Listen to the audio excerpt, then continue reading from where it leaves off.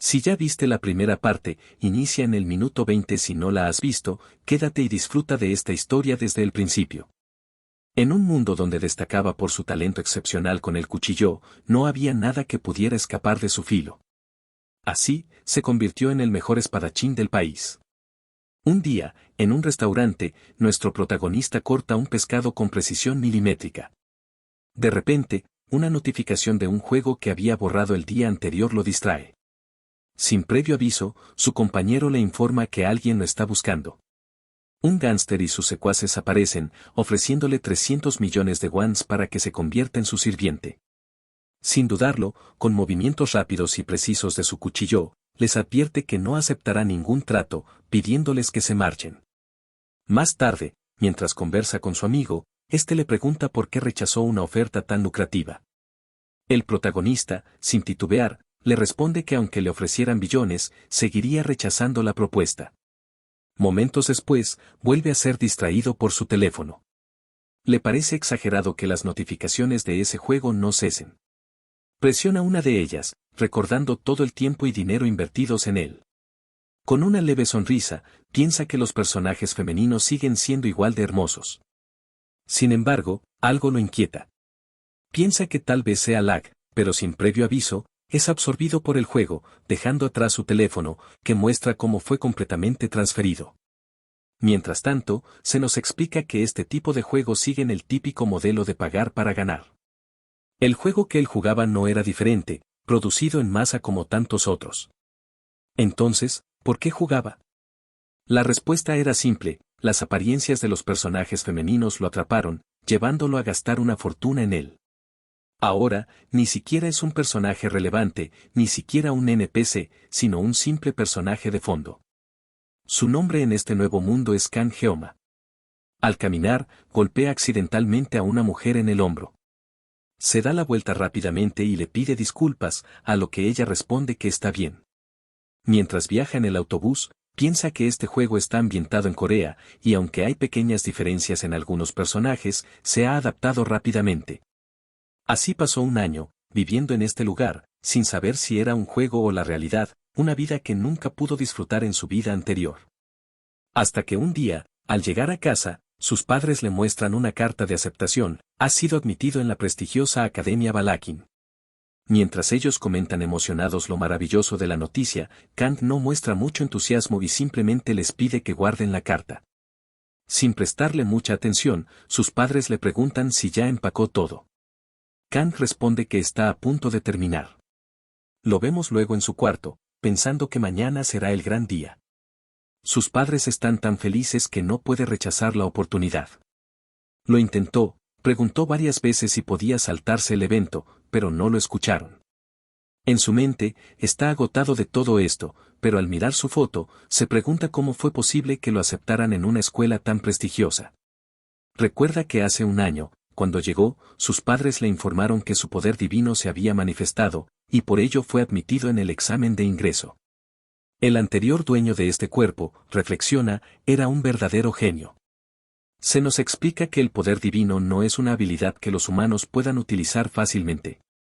En este juego ocurre lo mismo, no todos poseen este don. Generalmente, el poder divino se transmite genéticamente, lo que ha dividido la sociedad en tres clases: los privilegiados, los comunes y los pobres, con el objetivo de establecer las élites de la academia. Bajo el pretexto de formar nuevos héroes, la academia se convirtió en un centro exclusivo para familias de alta sociedad. Hace poco se introdujo un sistema de admisión especial, y él fue admitido gracias a este. Pero, ¿por qué se necesitan nuevos héroes? La respuesta es clara: por el rey demonio. Ya que este mundo no es la realidad, alistarse en una academia de héroes para la guerra se siente como si volviera a enlistarse en el ejército. Sin más que hacer, llama a su sistema, el cual se manifiesta de inmediato. Aunque ya lo ha usado antes, aún no le resulta del todo familiar. El sistema le muestra sus características, y al notar la sensibilidad reducida, no puede evitar sentirse frustrado. Piensa para sí mismo: ¿de qué me sirven 30 segundos con 12 horas de entrenamiento? Sin embargo, algo más capta su atención: el poder divino que viene con este cuerpo, la bendición del dios de la espada. Le parece absurdo que lo llamen un poder divino, siente que está fuera de lugar. La condición para activarlo, una espada menor de 30 centímetros y un ancho de 7, claramente se refiere a un cuchillo de cocina. Debería cortar unos pescados aquí, piensa, resignado a que las cosas no le van como esperaba. Al menos ya ha empacado todo. De repente, recuerda algo importante, olvidó su equipo. El equipo es demasiado costoso, llegando a valer decenas de millones de wons, y los artículos de rango AAS son verdaderos tesoros. La matrícula de la academia ya es cara de por sí, y no quiere gastar más dinero en algo que está siendo obligado a usar. Sin embargo, el equipo es obligatorio, y si no lleva nada, causará una mala impresión.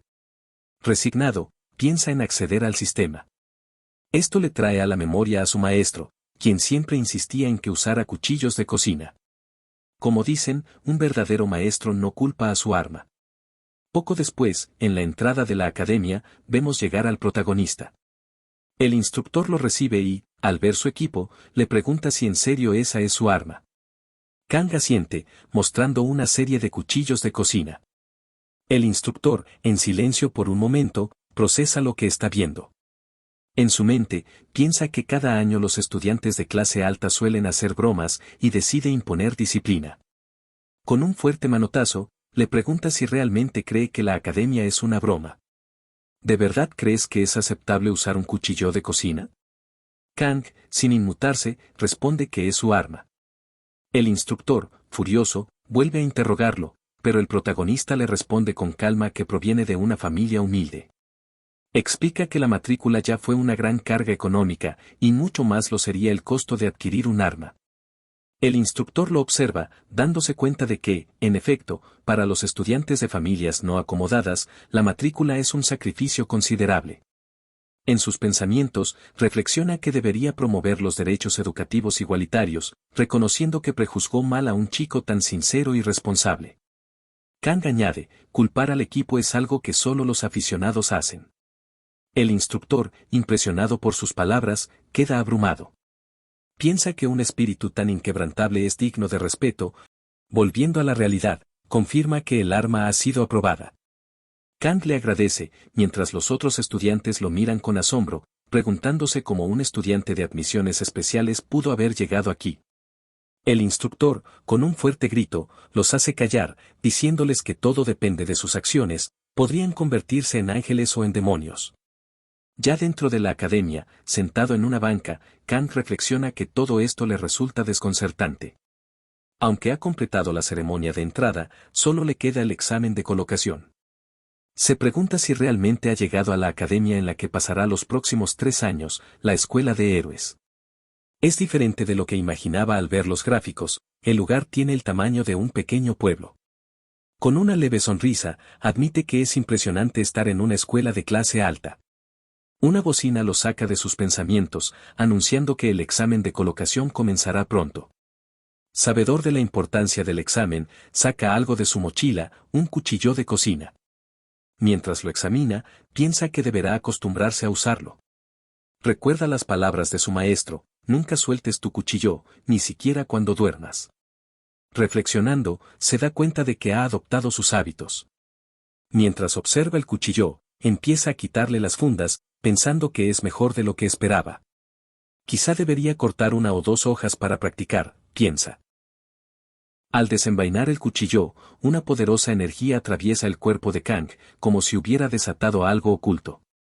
De repente, aparecen notificaciones frente a él, informándole que la condición de activación se ha cumplido. Las notificaciones cambian a rojo, advirtiendo que su cuerpo está en estado crítico. Mientras intenta asimilar lo que sucede, el sistema inicia la supresión para comenzar la sincronización. Aún en shock, Kang no puede evitar pensar que todo esto fue causado simplemente por desenvainar un cuchillo.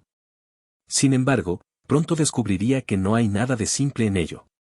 El sistema completa la sincronización y una voz le anuncia que ha recibido la bendición de los dioses.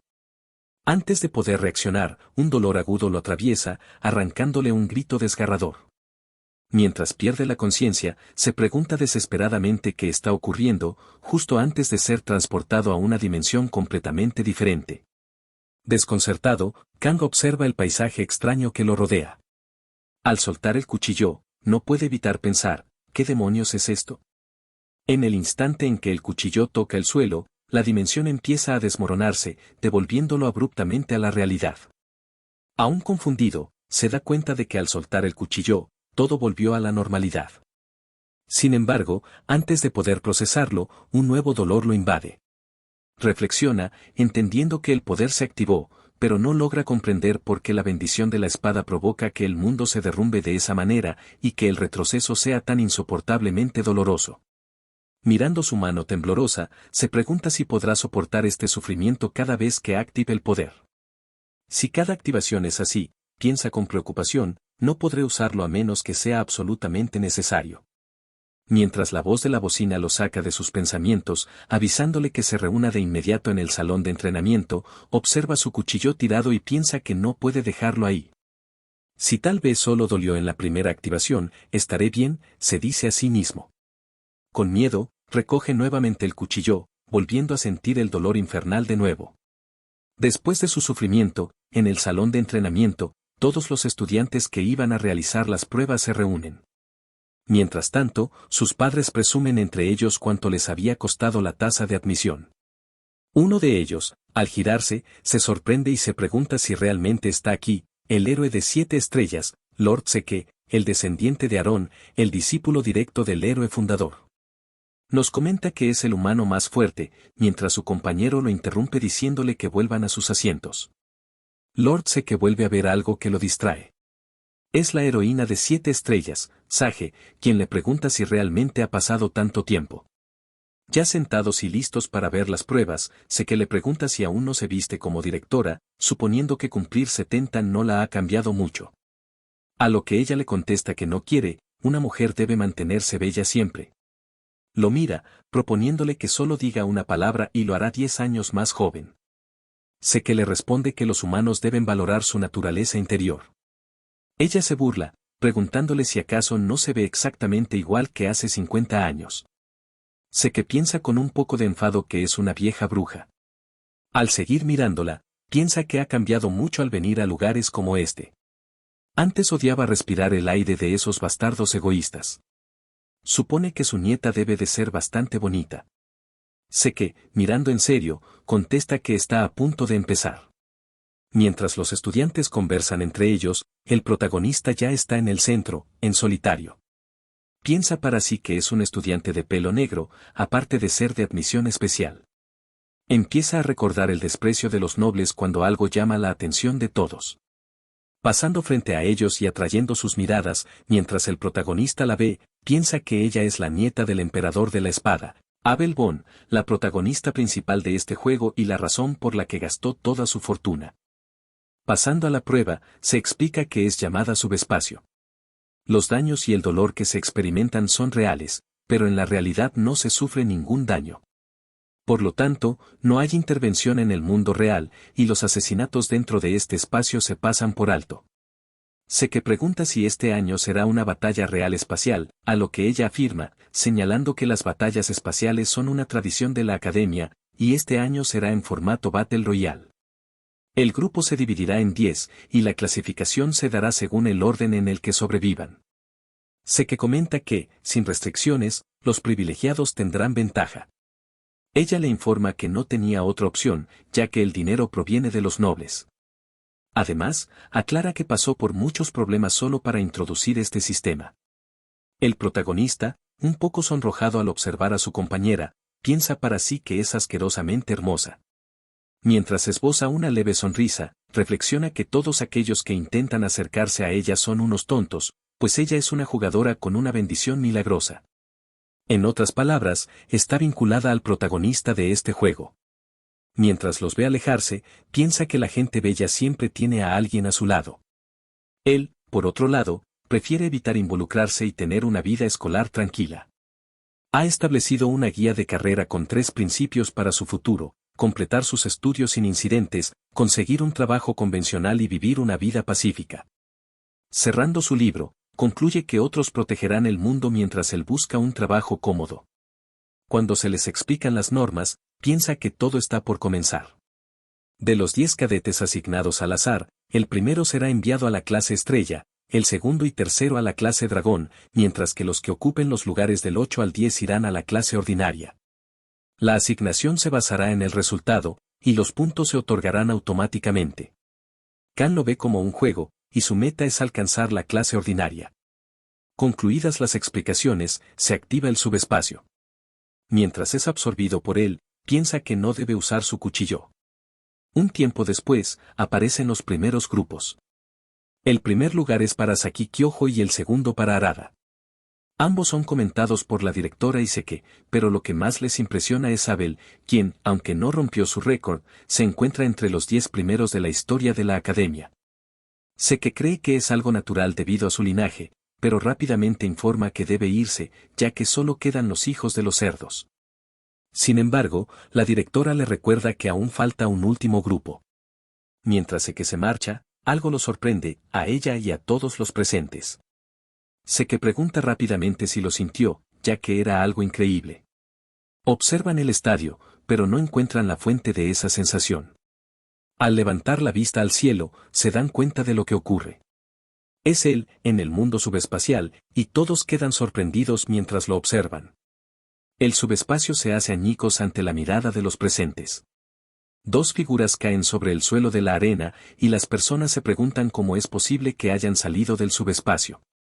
Algo más sigue cayendo desde el cielo, lo que Seke percibe. Viajando a gran velocidad, el cuchillo del protagonista impacta el suelo junto a él. La directora rápidamente pide asistencia médica para los cadetes que acaban de salir. Apresúrense. Mientras el protagonista yace inconsciente, se revela lo que realmente ocurrió dentro del subespacio. Un personaje es sujetado por el cuello con fuerza y estampado contra el suelo. En su mente, piensa que fue atrapado por el Escuadrón de la Muerte, específicamente por los Gemelos de la Muerte, Mao Jun y Mao Shan, quienes están masacrando sin piedad a todos los presentes. Observándolos, Kan ve cómo deliberadamente juegan con sus víctimas durante 30 minutos. Mao Jun, después de acabar con uno de los participantes, comenta que esto es aburrido. Le pregunta a su hermano cuántos quedan mientras sigue torturando a otro. Su hermano, terminando con su presa, le informa que ya casi ha terminado. Mao Jun se queja porque él ha capturado a 4, y en señal de disculpa, su hermano le deja la última a él. Mao Jun acepta mientras la cámara nos muestra a una chica aterrada, consciente de lo que le espera. Kan, escondido detrás de un poste, está visiblemente enfurecido. Piensa que ha estado observando desde las sombras, pero la chica parece haber entrado en pánico y no tiene la voluntad de defenderse. A medida que los hermanos se acercan a ella, Mao Jun comenta asombrado que es justo de su tipo. Incluso siente curiosidad por escuchar el grito que saldrá de esos labios pequeños, está ansioso por descubrirlo. Su hermano, divertido, le recuerda que, aunque es su pequeño hermano, lo encuentra muy entretenido. Lamiéndose los labios con una expresión claramente psicópata, Mao Jun pregunta por dónde debería empezar. En ese instante, el protagonista interrumpe, gritándoles con furia, aunque sea un subespacio, ¿por qué llegan tan lejos? Los hermanos, apenas prestando atención, notan su presencia y su etiqueta. Al verlo, piensan que es otro estudiante especial de bajo rango y se alegran enormemente. Mao Jun se ofrece rápidamente a encargarse de él, mientras su hermano, divertido, sugiere que, ya que los insultó, le corte la lengua. Ambos parecen entenderse a la perfección. El protagonista, furioso y temeroso, se pregunta qué debe hacer ahora. De repente, nota que su bolsa comienza a brillar. Piensa que si sostiene el cuchillo, la bendición seguro se activará, pero apenas ha pasado medio día desde que decidió no usarlo a menos que fuera absolutamente necesario. Los hermanos, curiosos, se preguntan qué es ese brillo. Ven cómo el protagonista saca el cuchillo de su mochila, quedando momentáneamente en shock, solo para luego estallar en carcajadas. Mientras tanto, la chica lo observa con preocupación. Mao Jun, sin contenerse, se prepara para atacar, agradeciéndole su divertida actuación y prometiéndole que lo hará menos doloroso. Salta desde el suelo con un poderoso ataque desde el aire, decidido a arrancarle la cabeza. El protagonista, sintiéndose acorralado, concluye que no puede ser exigente en esta situación, tiene que hacer que esos 30 segundos valgan. A punto de desenvainar su espada, activa la bendición del dolor, que le garantiza 30 segundos sin sentir ningún dolor, seguido de la activación de la bendición de la espada. Mientras Mao Jun se lanza sobre él con un ataque feroz, burlándose de lo que podrá hacer con un simple cuchillo, el protagonista piensa que si no lo corta, morirá. Recuerda las palabras de su maestro: si cortas, se cortará. Con un rápido movimiento, corta una de las extremidades de su enemigo en el aire. En ese momento, piensa que tal vez la bendición de los dioses realmente está con él. Mientras su enemigo cae a sus pies, éste se levanta, gritando y maldiciendo de furia mientras observa su brazo herido. Comienza a quejarse del dolor, todo bajo la atenta mirada del protagonista, quien no muestra ni una pizca de emoción. Aterrorizado, el enemigo retrocede, rogando que no se acerque más. Corre desesperadamente hacia su hermano, buscando salvación. El hermano, aún procesando lo sucedido, observa con incredulidad la desesperación en los ojos de su hermano menor, quien en pánico pide ayuda para salvarse de este temible oponente. En un último grito de desesperación, su voz se apaga cuando, en cuestión de segundos, es cortado. El hermano mayor observa con horror cómo la cabeza de su hermano cae a sus pies. Con un grito desgarrador, lo llama por última vez. El protagonista, imperturbable, se mantiene al margen, bajo la mirada de una espectadora cercana. El hermano, en shock, se calma poco a poco y murmura para sí mismo: así que, está muerto. Mientras observa al protagonista, piensa que, aunque no entiende bien qué es, parece que éste apenas está aprendiendo a usar el cuchillo. Aún respirando entrecortado y temblando, sabe una cosa con certeza: debe tener cuidado con ese cuchillo. Agarra el arma que pertenecía a su hermano caído, convencido de que la muerte de su hermano fue un descuido, un error que no se repetirá. Mientras se equipa con el arma, piensa que ambas son más eficaces cuando están juntas. Activa 3 bendiciones al mismo tiempo: la de defensa, la intervención y la del espíritu. Sonríe con confianza, seguro de que ganará. Comenta en voz baja que no importa de dónde sacó esa espada, ni siquiera un arma de rango S podrá atravesar sus defensas. El protagonista, sin mostrar emociones, continúa contando los segundos restantes. Viendo la oportunidad, el hermano mayor se lanza hacia él con un ataque devastador, preguntándole si tiene unas últimas palabras. Mientras se acerca, el protagonista permanece inmóvil, imperturbable, ni siquiera parpadeando. Justo cuando está a punto de golpearlo y promete romperle la cabeza, se queda paralizado. Abre los ojos, preguntándose qué ha pasado, solo para verse completamente destrozado, con varios cuchillos incrustados en su cuerpo. En sus últimos momentos de vida, no puede apartar la mirada del protagonista, quien sigue contando los segundos restantes. Al llegar al último segundo, el hermano mayor exhala su último aliento, pensando que todo se vuelve negro. El protagonista, por su parte, recibe una notificación: la bendición de insensibilidad ha terminado. El dolor infernal vuelve a recorrer su cuerpo. Tiempo después, empieza a abrir los ojos, preguntándose dónde está. ¿Es este un hospital?, piensa, mientras intenta levantarse de la cama. Alguien lo observa desde cerca y rápidamente informa que el estudiante ha despertado. 2 personas se acercan. Aunque no los ha visto antes, los reconoce: son los héroes de 7 estrellas. Entre ellos está el humano más fuerte, Seke, y la directora de la Academia Sage, quien le pregunta si está bien. Kang Geonma, el protagonista, responde que sí, pero en su interior se pregunta qué hacen ellos aquí. Seke, sin perder tiempo, le pregunta qué demonios hizo en el subespacio. Kang, con la vista baja, comienza a recordar la sensación de ese momento, sabiendo que no fue una ilusión, sino completamente real. El protagonista comenta que no es bueno estar marcado por una criatura tan monstruosa.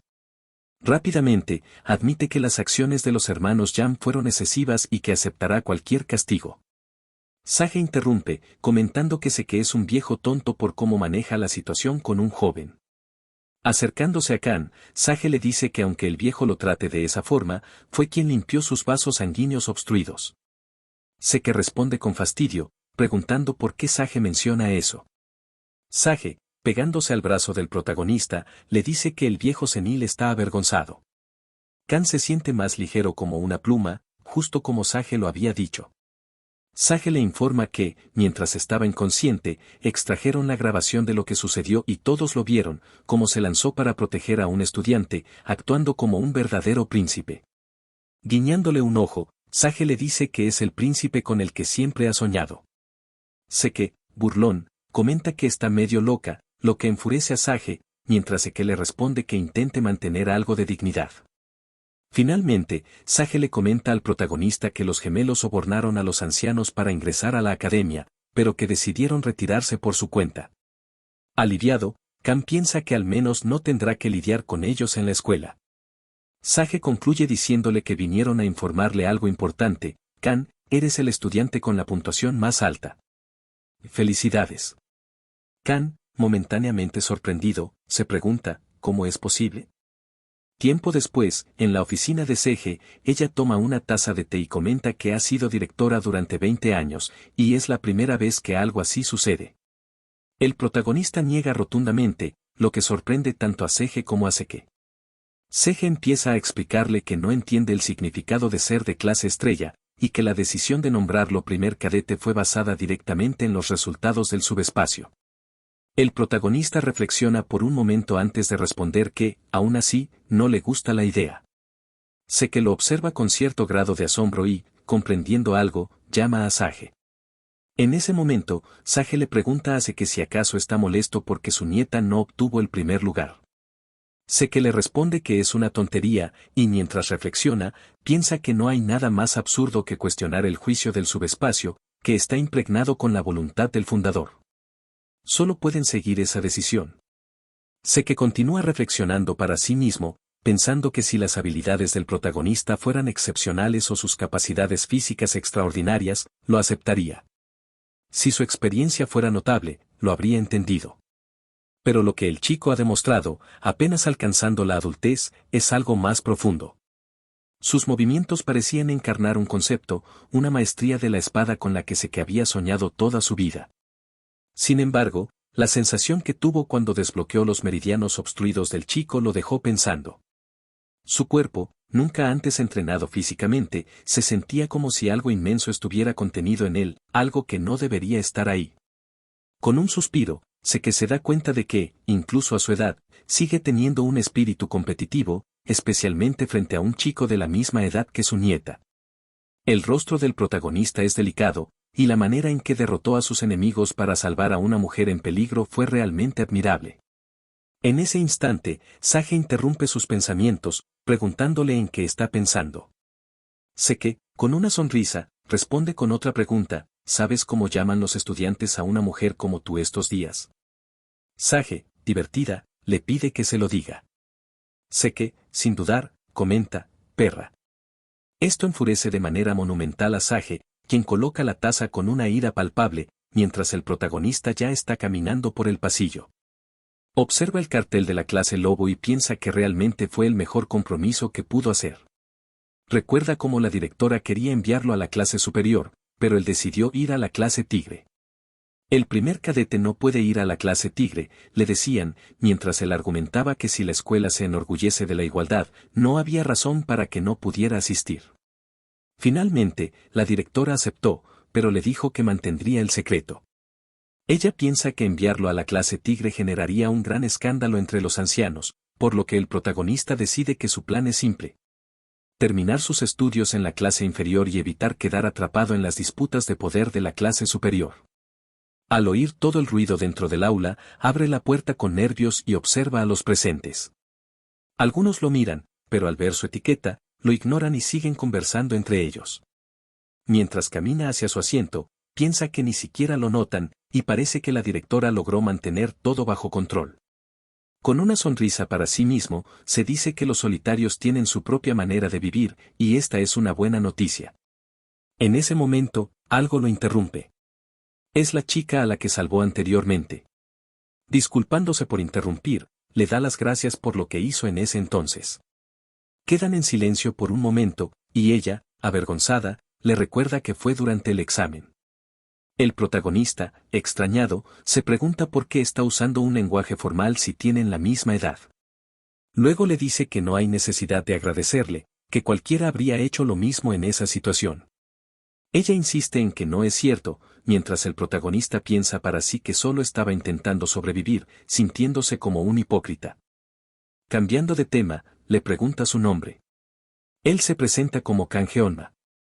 Chloe también se presenta, y nuestro protagonista le dice que es un gusto conocerla, agregando que no pensó que estarían en la misma clase. Sin embargo, en su mente, Kang queda intrigado. Piensa que ha jugado la mayor parte del juego y no reconoce a Chloe. Reflexiona que la historia debería centrarse en la batalla con la tribu demoníaca, por lo que le sorprende ver un personaje nuevo. Se pregunta si será un personaje de relleno, tal como él. En medio de sus pensamientos, Kang le pide a Chloe que mantenga en secreto lo sucedido en el examen. Ella asiente diciendo que, por supuesto que lo hará. Luego, con un tono más bajo, intenta preguntarle algo, pero es interrumpida por el instructor, quien entra gritando con energía y les pide a todos que tomen sus asientos. El instructor, dejando unos papeles sobre el escritorio, se presenta como Lee Won-bin, el encargado de la clase Lobo. Los felicita por haber sido elegidos y les dice que deben sentirse orgullosos. Sin perder tiempo, menciona que por ser el primer día, comenzarán con un entrenamiento físico simple. Les da 30 minutos para cambiarse y estar listos en el campo de entrenamiento. Un estudiante curioso pregunta cuál será el entrenamiento y el instructor responde que es bastante sencillo, 100 lagartijas, 100 abdominales, 100 sentadillas y 10 vueltas alrededor del campo de entrenamiento. Kang, en su asiento, piensa que este tipo de entrenamiento es más propio de soldados calvos que de cadetes.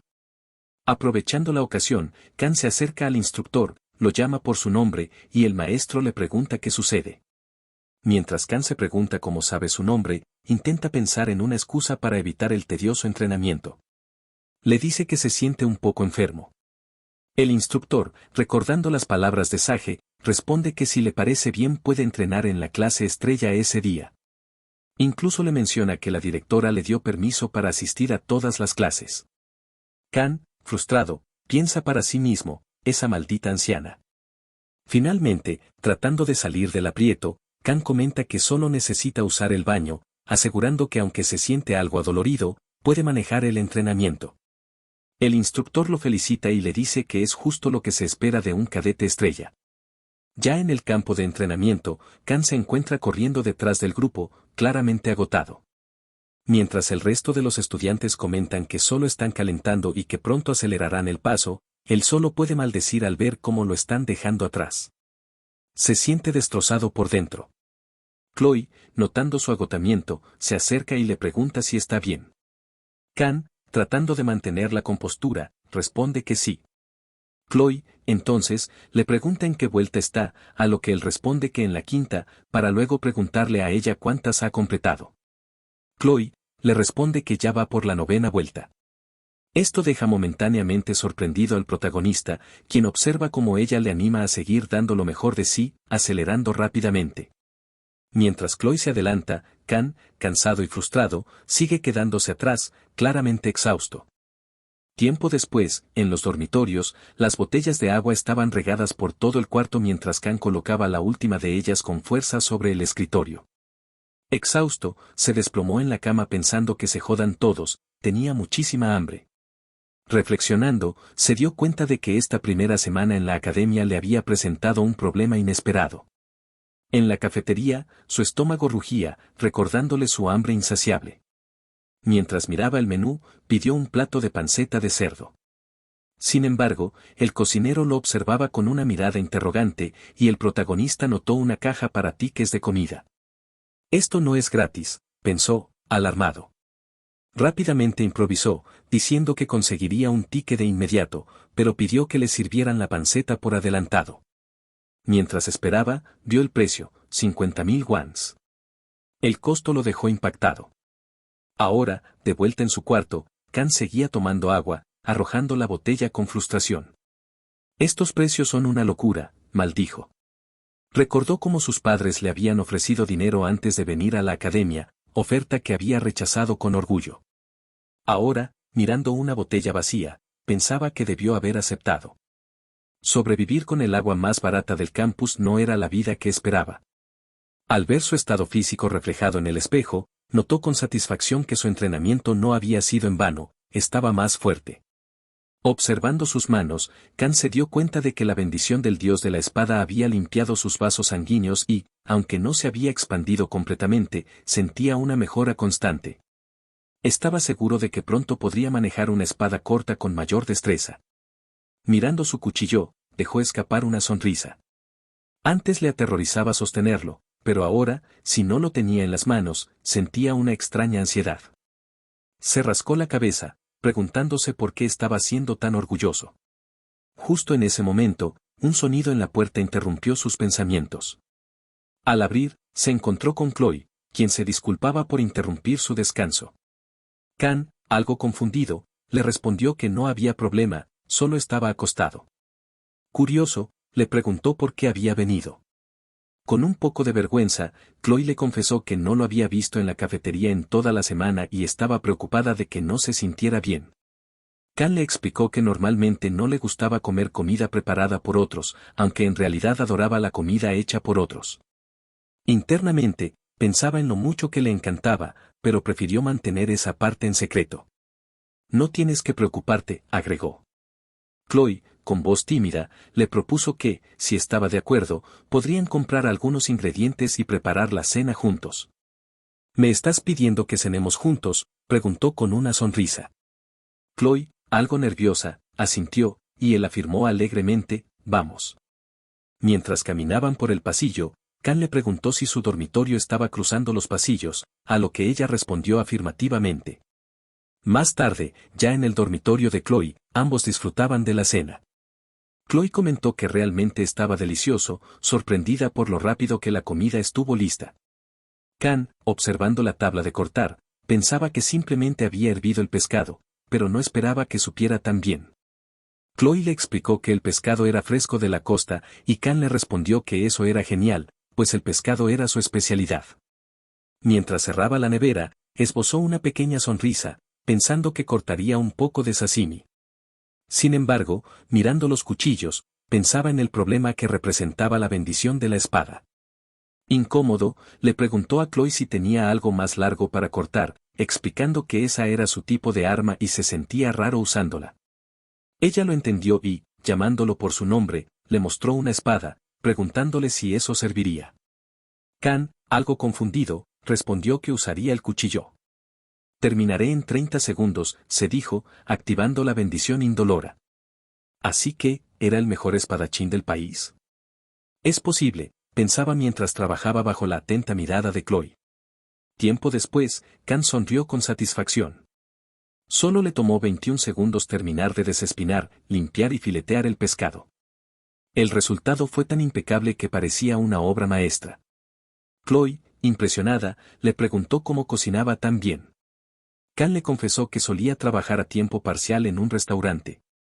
Sorprendida, ella le preguntó qué era un trabajo a tiempo parcial, disculpándose por su ignorancia. Kan, con una sonrisa, le dijo que no había por qué disculparse, pensando en la evidente diferencia de estatus entre ellos. Sin embargo, se alegraba de que Chloe hubiera disfrutado la comida. Ella, con una sonrisa alegre, asintió y respondió que ya que él había preparado la cena, ella se encargaría de lavar los platos. El protagonista estaba mirando por la ventana, lleno de satisfacción, tarareando suavemente para sí mismo, cuando un sonido fuerte lo hizo sobresaltarse. Un plato se había roto, lo que lo asustó un poco. Chloe, avergonzada, se disculpó rápidamente. Mientras tanto, él se preguntaba si alguna vez habría lavado platos antes, ya que él mismo había crecido haciendo esas tareas a su edad. De repente, algo cayó de una estantería. Al darse cuenta de lo que era, el protagonista se agachó para recogerlo y vio que se trataba de un cuaderno. Al revisarlo, notó que era un diario.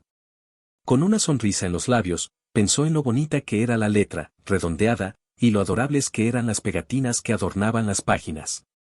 Decidió devolverlo a su lugar, pero antes de hacerlo, la curiosidad lo venció y empezó a hojear las páginas. Al hojear el cuaderno, encontró que Chloe había escrito que el protagonista, quien la había salvado, estaba en su clase. Su corazón se aceleró y no sabía qué hacer. Pensó en lo linda que era, lo que explicaba por qué le costaba tanto hablarle. A pesar de sus dudas, siguió leyendo, y lo que encontró en las siguientes páginas lo dejó paralizado. El diario estaba lleno de las palabras "lo amo" repetidas una y otra vez. No podía dejar de pensar en esas palabras, grabadas una y otra vez en el cuaderno, como una obsesión aterradora. Mientras intentaba procesar lo que acababa de leer, Chloe lo observaba y le preguntó si había visto algo. Pero antes de que él pudiera responder, la narración cambió de enfoque, y se nos explicó el trasfondo de las familias heroicas. Estas familias ganaban honor matando monstruos y eran admiradas por la sociedad. Gracias a esto, consolidaban su posición, pero detrás de esa fachada, muchas veces explotaban a los débiles bajo el disfraz de la autoridad. Incluso cuando las autoridades públicas fallaban, había familias que operaban desde las sombras, como la familia Auditore de Sicilia, encargada de mantener el orden mientras ejercían el asesinato en secreto. Los niños nacidos en esta familia eran sometidos a duros entrenamientos mentales desde antes de la pubertad. Sus emociones eran suprimidas y eran entrenados para convertirse en asesinos. Chloe fue parte de este proceso. A la edad de 15 años, manchó sus manos con sangre por primera vez. Su abuelo le había dicho que no negara su talento para matar, una instrucción que aceptó sin vacilar. El entrenamiento continuo distorsionó su mentalidad, creando una sombra oscura en su interior. Con el tiempo, todos sus sentimientos fueron erosionados, dejándola con una fría determinación. Cuando llegó el momento, fue inscrita en la academia. Aunque tenía habilidades excepcionales, fue asignada a una clase común debido a los acuerdos familiares con la academia. Su abuelo le había advertido que se mantuviera fuera de la vista, una orden que le quitó toda libertad personal. Sin embargo, Chloe nunca se quejó ni mostró resistencia, aceptando su destino, hasta que conoció a cierto estudiante. Aunque la muerte que enfrentaban en la academia no era real, Chloe se enfrentaba a la idea de morir por primera vez. A pesar de su acostumbrada resignación, algo en su interior comenzó a cambiar. Era como si un rayo de sol hubiera atravesado las nubes oscuras en medio de una tormenta. Dentro de ella, algo cálido comenzó a arremolinarse, el deseo de proteger a alguien, una voluntad propia que la impulsaba a levantar la espada, no por obligación, sino por una razón personal. Ese estudiante fue la razón por la cual Chloe comenzó a cambiar. Durante su infancia, había leído un cuento de hadas que guardaba en secreto bajo su cama. El cuento hablaba de una princesa atrapada en un castillo, que era salvada por un príncipe valiente. El amor entre la princesa y el príncipe siempre había resonado en su corazón, aunque jamás había entendido realmente qué significaba. Ahora, mientras recordaba ese cuento, su rostro se sonrojó. Sentía algo nuevo, un sentimiento desconocido y nebuloso que le llenaba el pecho. Eso era amor, pensó Chloe. De vuelta en la realidad, el protagonista la miraba con preocupación. Estaba sudando, sintiendo una fuerte y densa intención asesina emanar de Chloe. Y hasta aquí lo dejaremos por hoy, amigos. Estén atentos para la tercera parte. La meta son 100 likes y 50 comentarios, así que no olvides suscribirte y compartir este video. Nos vemos en la próxima. Saludos.